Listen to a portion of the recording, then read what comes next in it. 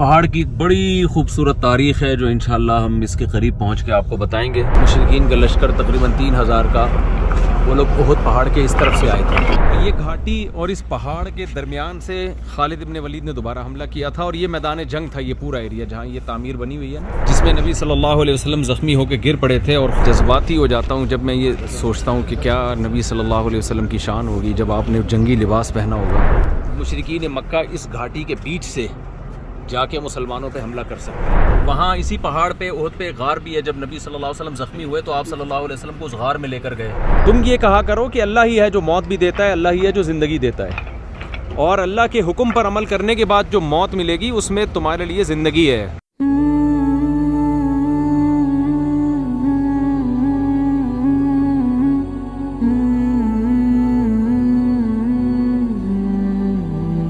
بہت خوبصورت پہاڑ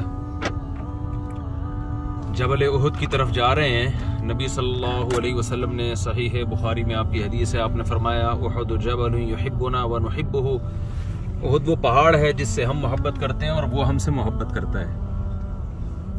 اس پہاڑ کی بڑی خوبصورت تاریخ ہے جو انشاءاللہ ہم اس کے قریب پہنچ کے آپ کو بتائیں گے۔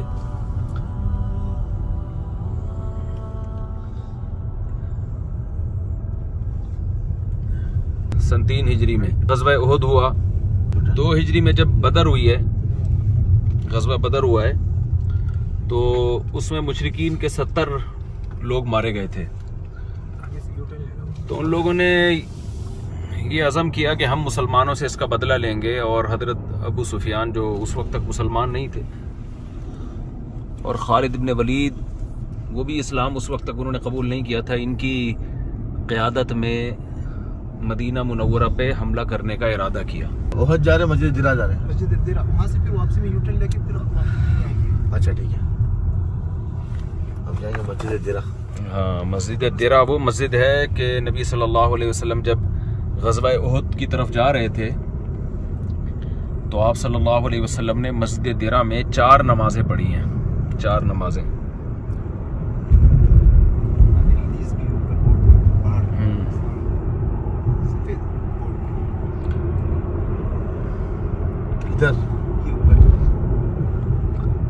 حدیث لکھی ہوئی ہے بورڈ پہ، دیکھیں آپ نے؟ ہاں، حدیث لکھی ہوئی ہے، ھذا احد جبل یحبنا ونحبہ۔ ہمارے حضرت مفتی رشید احمد صاحب رحمہ اللہ جب یہ حدیث پڑھتے تھے نا، احد جبل یحبنا ونحبہ، ایسے مزے لے لے کے پڑھتے تھے، بڑا مزہ آتا تھا۔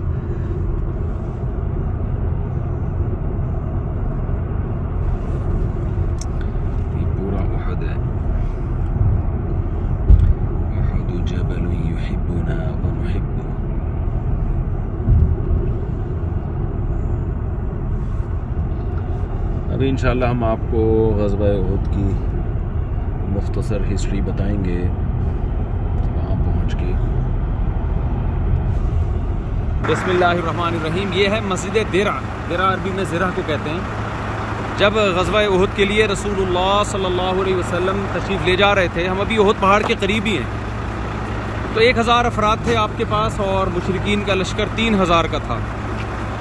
نبی صلی اللہ علیہ وسلم جب اس مسجد میں پہنچے تو یہاں جو منافقین تھے نا، 300 منافقین، عبداللہ ابن ابی ابن سلول جو منافقین کا سردار تھا، اس نے پروپیگنڈا کیا اور اس نے بولا کہ ہم نے تو یہ مشورہ دیا تھا کہ مدینہ کے اندر رہ کے لڑنا ہے، یہ تو ہمیں باہر لے کے جا رہے ہیں، اور لو نعلم قتال لاتبعناکم، یہ قتال تھوڑی ہے، یہ تو خودکشی ہے، لہذا ہم نہیں جائیں گے۔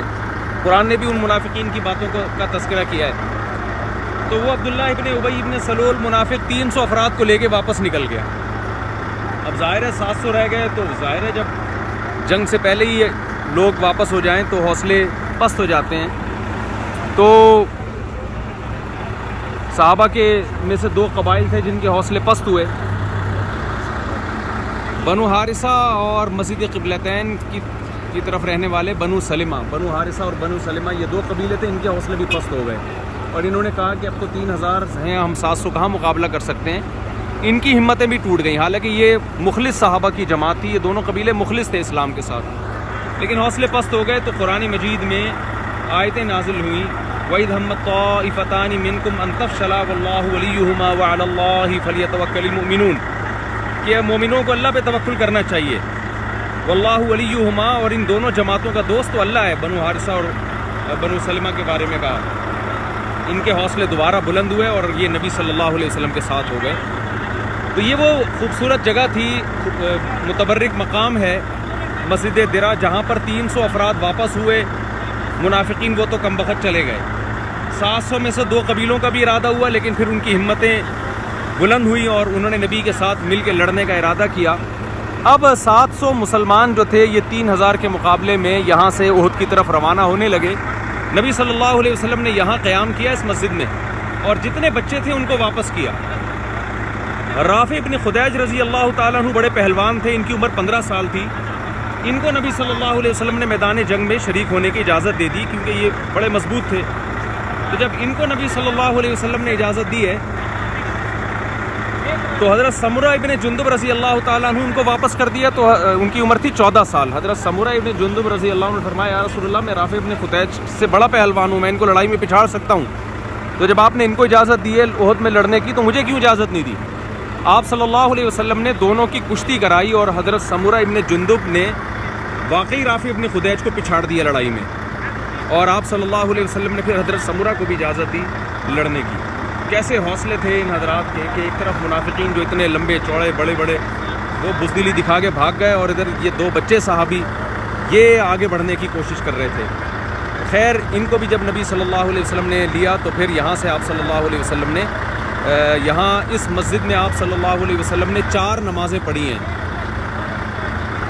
بعض روایتوں میں 4 نمازوں کا ہے، بعض میں 3 نمازوں کا ہے. عصر، مغرب، عشاء اور فجر یہاں آپ نے پڑھی. ترکوں نے اس مسجد کو ریپیئر کیا تھا اور اس کو قدیم حالت پہ ہی اب تک رکھا گیا ہے، اور مسجد کے اندر جانے کی اجازت نہیں ہے، نماز کے علاوہ یہ کھلتی نہیں ہے. ورنہ ہم اندر جاتے ہیں اور جو بھی لوگ بھی جاتے ہیں بتاتے ہیں بڑا ایک روحانی ماحول ہے، بہت سکون ملتا ہے یہاں نماز پڑھ کے. ظاہر ہے جس جگہ پہ سید الانبیاء صلی اللہ علیہ وسلم کے قدم ٹھہرے ہوں اور آپ صلی اللہ علیہ وسلم نے وہاں نمازیں پڑھائی ہوں اور وہاں یہ عظیم واقعات رونما ہوئے ہوں، تو اس جگہ کیسی روحانیت ہوگی.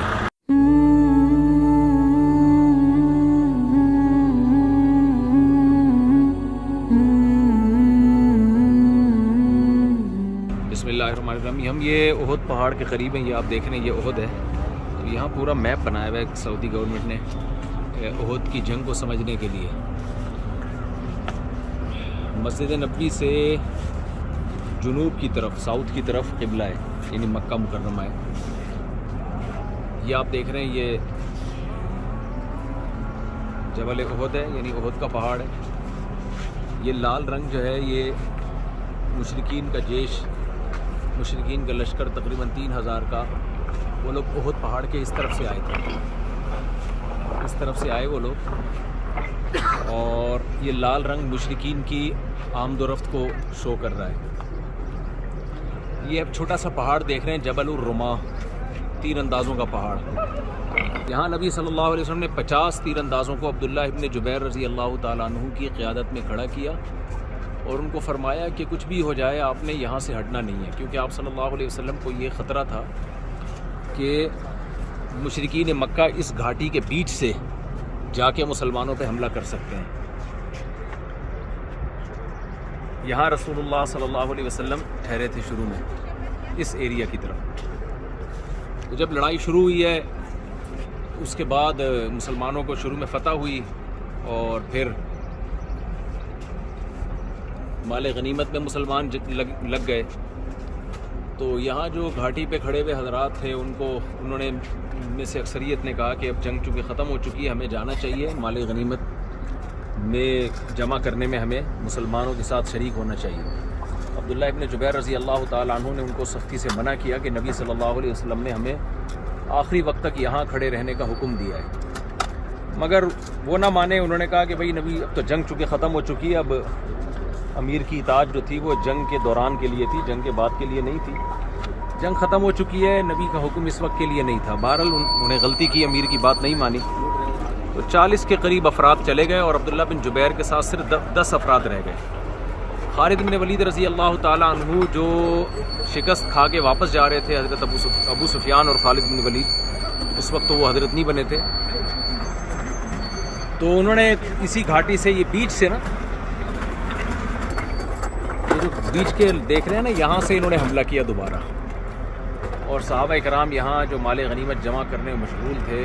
سب سے پہلے تو عبداللہ بن جبیر کو شہید کیا جو امیر تھے، ان کے ساتھ 10 کے 10 افراد شہید ہو گئے. ظاہر ہے اتنے بڑے لشکر کا وہ کہاں مقابلہ کر سکتے تھے، لیکن انہوں نے امیر کی اطاعت کی اور شہید ہو گئے. پھر یہاں سے حملہ ہوا اور حضرت حمزہ رضی اللہ تعالیٰ عنہ شہید ہوئے، اور بڑے بڑے صحابہ اس میں شہید ہوئے، اور 70 بڑے بڑے اصحاب رسول صلی اللہ علیہ وسلم پھر اس جنگ میں شہید ہوئے، اور جیتی ہوئی فتح وہ شکست سے تبدیل ہو گئی.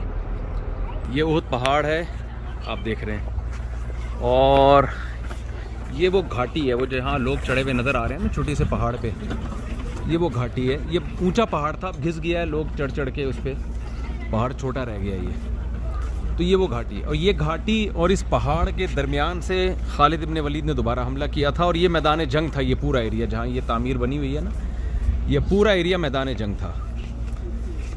یہی وہ مقام ہے جہاں رسول اللہ صلی اللہ علیہ وسلم زخمی ہو کے گر پڑے تھے. یہاں گڑھا تھا جس میں نبی صلی اللہ علیہ وسلم زخمی ہو کے گر پڑے تھے، اور جو خوت تھا نا، جو جنگی ٹوپی تھی، اس کی کڑیاں آپ صلی اللہ علیہ وسلم کے چہرے مبارک میں گھس گئی تھیں. یہاں پہلے ایک نشانی تھی، لیکن سعودی گورنمنٹ نے اس کو ختم کر دیا. یہ آپ دیکھ رہے ہیں، یہ سارا وہ میدان ہے جہاں لڑائی ہوئی تھی. بہت تاریخی لڑائی تھی، بہت شدید لڑائی تھی. یہ ہے احد پہاڑ، اور جہاں لوگ چڑھے ہوئے ہیں یہ ہے وہ گھاٹی، اس کے بیچ میں میدان گرم ہوا تھا، اور یہ سارا وہ ایریا. اور یہ ایگزیکٹ وہ لوکیشن میں آپ کو دکھا رہا ہوں جہاں سید الانبیاء صلی اللہ علیہ وسلم زخمی ہو کر گڑھے میں گر گئے تھے، اور آپ کے چہرے انور سے خون بہہ رہا تھا. کیا منظر ہوگا، کیسی کیسی قربانیاں دی ہیں دین کے لیے اللہ کے پیغمبروں نے، اور آج ہمیں گھر بیٹھے وہ دین ملا ہے. آپ کو چار دیواری سے نظر آ رہی ہے، یہاں بہت سارے صحابہ دفن ہیں. غزوہ احد میں 70 کے قریب صحابہ شہید ہوئے، تو آپ صلی اللہ علیہ وسلم نے اجتماعی قبریں بنانے کا حکم دیا. بہت بڑی قربانی تھی یہ. مصعب بن عمیر رضی اللہ تعالیٰ عنہ کی قبر تھوڑا سا اس طرف ہے. یہ بڑے ناز و نعم میں پلے تھے. مدینہ مکہ میں جب یہ چلا کرتے تھے نا، تو گلی پوری خوشبوؤں سے بھر جایا کرتی تھی. بہت مالدار صحابی تھے اور بڑے ناز و نعم میں پلے تھے. جب یہ شہید ہوئے ہیں تو ان کے پاس پورا کفن کا کپڑا بھی نہیں تھا. جب کفن پہنایا جاتا تھا نا احد میں، جب آپ کو کفن پہنایا گیا تو سر کی طرف پہناتے تو پاؤں کھل جاتے، پاؤں کی طرف کپڑا ڈالتے تو سر کھل جاتا. تو آپ صلی اللہ علیہ وسلم نے حکم دیا کہ سر چھپا دو اور پاؤں کو کھلا رہنے دو. اسی حالت میں ان کو قسم پرسی میں ان کو دفن کیا گیا ہے. اور حضرت مصعب بن عمیر کے ساتھ یہ تھوڑا سا دور قبریں ان کی نظر آ رہی ہیں اب آپ کو. مصعب بن عمیر رضی اللہ تعالیٰ عنہ کے ساتھ سید الشہداء حضرت حمزہ رضی اللہ عنہ کی بھی قبر ہے. حضرت حمزہ رضی اللہ تعالیٰ عنہ، یہ جو چھوٹا پہاڑ ہے اس سے آگے ایک نالا سا ہے جو بارش میں پانی بہتا تھا، تو وہاں اصل میں شہید بھی وہیں ہوئے تھے، دفن بھی ان کو وہیں کیا گیا. لیکن برساتی نالا کا پانی وہاں آتا تھا، تو حضرت حمزہ رضی اللہ تعالیٰ عنہ کی جسد اطہر کو پھر وہاں سے منتقل کیا گیا یہاں. تو آپ کو بھی پھر دوسرے شہداء کے ساتھ یہیں پہ دفن کیا گیا. یہ اجتماعی قبر نبی صلی اللہ علیہ وسلم نے کھدوانے کا حکم دیا تھا. آپ سوچیں کیا منظر ہوگا، سید الانبیاء صلی اللہ علیہ وسلم کے سگے چچا بھی شہید، اور آپ کے بہت سارے اصحاب. مصعب بن عمیر کی جو صورت تھی وہ بھی نبی صلی اللہ علیہ وسلم کی شکل کے، آپ کی صورت کے مشابہ تھی. جب حضرت مصعب بن عمیر کو شہید کیا گیا تو منافقین نے، مشرکین نے یہ پروپیگنڈا کیا اور یہ اعلان کر دیا کہ ہم نے محمد صلی اللہ علیہ وسلم کو شہید کر دیا. اس سے صحابہ کے حوصلے اور پست ہوئے، اور پھر بہت سارے صحابہ نے یہ سوچا کہ اب ہمیں زندہ رہنے کا کیا فائدہ، اور وہ آئے اور لڑائی میں وہ بھی شہید ہو گئے. اس پہ قرآن کی آیت نازل ہوئی، وما محمد الا رسول، محمد صلی اللہ علیہ وسلم تو محض ایک رسول ہیں. فإن مات أو قتل انقلبتم على أعقابكم، اگر محمد صلی اللہ علیہ وسلم کی موت واقع ہو جائے یا میدان جنگ میں شہید کر دیے جائیں تو کیا تم دین سے پیچھے ہٹ جاؤ گے؟ یعنی تمہیں تو نبی صلی اللہ علیہ وسلم کو فالو کرنا ہے، اور اسلام کو اور اللہ کے احکامات کو فالو کرنا ہے. تو آپ صلی اللہ علیہ وسلم بھی بشر ہیں، کسی شخصیت کی وجہ سے اسلام کو فالو نہیں کیا جائے گا. اسلام کو فالو کیا جائے گا اللہ کو راضی کرنے کے لیے. تو یہ بھی بڑا عبرت والا واقعہ ہوا. لیکن صحابہ کی محبت تھی. یہ بڑا ایک یہاں ایک انسان کا ایمان تازہ ہوتا ہے، وہ منظر یاد آتا ہے، کتنی بڑی قربانی تھی۔ اس واقعے کے بعد نا یہ آپ دیکھ رہے ہیں سامنے وہ پہاڑی ہے جہاں عبداللہ بن جبیر رضی اللہ تعالیٰ عنہ کو نبی صلی اللہ علیہ وسلم نے 50 صحابہ کے ساتھ متعین کیا تھا کہ یہاں سے کسی صورت ہٹنا نہیں، اور یہ احد ہے، اور اسی کے بیچ میں یہ جو میدان ہے یہاں یہ پورا واقعہ ہوا ہے غزوہ احد کا۔ احد میں مشورہ ہوا تھا رسول اللہ صلی اللہ علیہ وسلم کا صحابہ کرام سے، بعض صحابہ نے مشورہ دیا کہ ہم مدینہ کے اندر رہ کے لڑیں گے، بعض نے کہا نہیں مدینہ سے باہر جا کے لڑیں گے۔ جو غزوہ بدر میں شریک نہیں ہو سکے تھے ان کی خواہش تھی کہ ہم باہر جا کے لڑیں گے تاکہ ہمیں بھی بہادری کے جوہر دکھانے کا موقع ملے۔ آپ صلی اللہ علیہ وسلم نے ارادہ کر لیا کہ ٹھیک ہے جی مدینہ سے باہر جا کے لڑیں گے۔ آپ صلی اللہ علیہ وسلم حضرت عائشہ کے حجرے میں آئے اور آپ نے جنگی لباس پہنا۔ مجھے بڑا ایک جذباتی ہو جاتا ہوں جب میں یہ سوچتا ہوں کہ کیا نبی صلی اللہ علیہ وسلم کی شان ہوگی جب آپ نے جنگی لباس پہنا ہوگا۔ آج آپ کو عبادت کرنے والے لوگ بھی نظر آئیں گے، لیکن یہ جو پہلو تھا سید الانبیاء کا، ایک طرف میدان جنگ میں کمانڈر بھی ہیں اور راتوں کو اللہ کے سامنے کھڑے ہو کر اتنا رونے والے کہ آپ صلی اللہ علیہ وسلم کے پاؤں مبارک میں ورم آ جایا کرتا تھا۔ تو آپ صلی اللہ علیہ وسلم نے جنگی لباس پہنا تو بعض صحابہ پھر آئے، انہوں نے آپ کو مشورہ دیا کہ نہیں یا رسول اللہ، اگر آپ کی رائے یہ ہے کہ مدینہ کے اندر رہ کے لڑنا ہے تو ہم مدینہ کے اندر رہ کے ہی لڑیں گے۔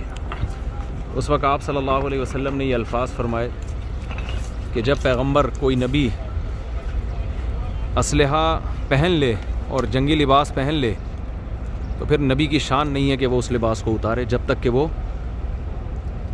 کہ وہ لڑے نہیں۔ تو آپ نے فرمایا کہ نہیں اب ہم نے ارادہ کر لیا، تو اب یہ جنگی لباس میں پہن چکا ہوں، اب میں یہ نہیں اتاروں گا۔ حدیث کا مفہوم میں اپنے الفاظ میں آپ کو بیان کر رہا ہوں۔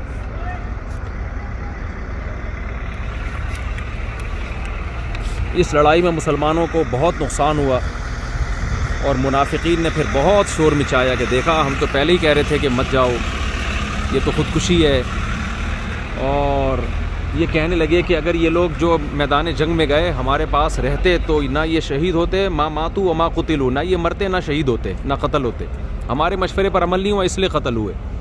قرآن نے کیا کہا کہ لو کنتم فی بیوتکم لبرز الذین کتب علیہم القتل الی مضاجعہم، منافقین کو کہا کہ تم خوش نہ ہو، لن یصیبنا الا ما کتب اللہ لنا۔ صحابہ سے کہا کہ ان سے کہہ دو کہ ہمیں وہی مصیبت پہنچی ہے جو اللہ نے ہمارے مقدر میں لکھ دی تھی، اور حل تربصون بنا الا احدى الحسنيين ونحن نتربص بكم ان يصيبكم الله بعذاب من عنده او بايدينا۔ تو اور یہ جو منافقین نے کہا نا کہ اگر یہ ہمارے پاس ہوتے تو قتل نہ ہوتے اور شہید نہ ہوتے، تو اللہ نے فرمایا کہ جن کے مقدر میں موت لکھی ہوئی ہے ان کو ان کی تقدیر میدان جنگ میں اٹھا کے لاتی اور ان کی موت واقع ہونی تھی۔ صحابہ کو حکم دیا گیا کہ یا ایھا الذین آمنوا لا تکونوا کالذین کفروا وقالوا لاخوانہم اذا ضربوا فی الارض او کانوا غزا لو کانوا عندنا ما ماتوا وما قتلوا۔ اے ایمان والو، تم کافروں کی طرح باتیں نہ کیا کرو کہ جب کافر لوگ میدان جنگ میں نکلتے ہیں لڑنے کے لیے یا سفر کرتے ہیں، ان کی موت ہو جاتی ہے تو پیچھے لواحقین کہتے ہیں اگر یہ نہ جاتے نہ لڑتے تو نہ مرتے۔ اللہ نے صحابہ کو منع کیا تم یہ باتیں نہ کیا کرو، یہ باتیں ان لوگوں پہ سوٹ کرتی ہیں جو اللہ پہ اعتماد اور توکل نہیں کرتے، جن کا اللہ پہ یقین نہیں ہے۔ تم یہ کہا کرو کہ اللہ ہی ہے جو موت بھی دیتا ہے، اللہ ہی ہے جو زندگی دیتا ہے، اور اللہ کے حکم پر عمل کرنے کے بعد جو موت ملے گی اس میں تمہارے لیے زندگی ہے، مرنا تو سب نے ویسے بھی ہے۔ تو بہت تسلیاں دی گئیں صحابہ کو۔ غزوہ احد میں بہت سارے اسباق ہیں، میرے تفسیر کے لیکچر میں اس کو بہت ڈیٹیل سے بیان کر چکا ہوں، ابھی تو مختصراً صرف آپ کو احد دکھا کے تھوڑی سی اس کی ہسٹری بیان کرنی تھی، ورنہ جو سورہ آل عمران کے جو میرے تفسیر کے لیکچر کے دروس ہیں اس میں جو جب غزوہ احد کا باب آیا اس میں نے کافی ڈیٹیل سے احد کو بیان کیا ہے۔ چلیں بھائی، ہم وہاں پہاڑ پہ جا نہیں سکتے، وہاں بہت رش ہے، پاکستانی انڈین بہت ہیں، ہمیں گھیر لیتے ہیں، پھر ایک سیلفیوں کا ایک طویل سلسلہ شروع ہوتا ہے، لوگوں کو روکنا ہمارے بس میں نہیں رہتا، اس لیے ہم ذرا دور دور سے ہی یہ سب کچھ آپ کو دکھا رہے ہیں۔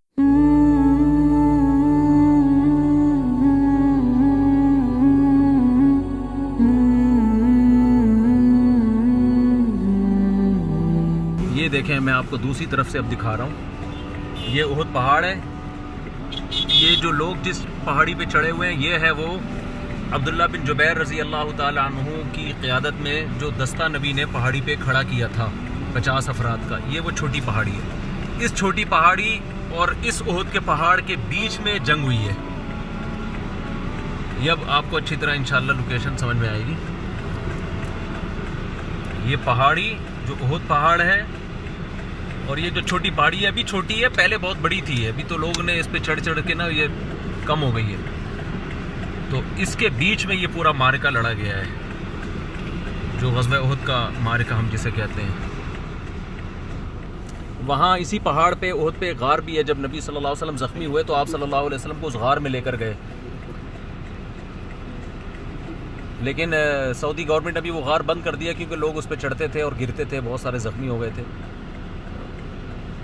اگر وہ غار کھلا ہوتا تو ہم انشاءاللہ آپ کو وہ غار بھی دکھاتے. چلیں جی.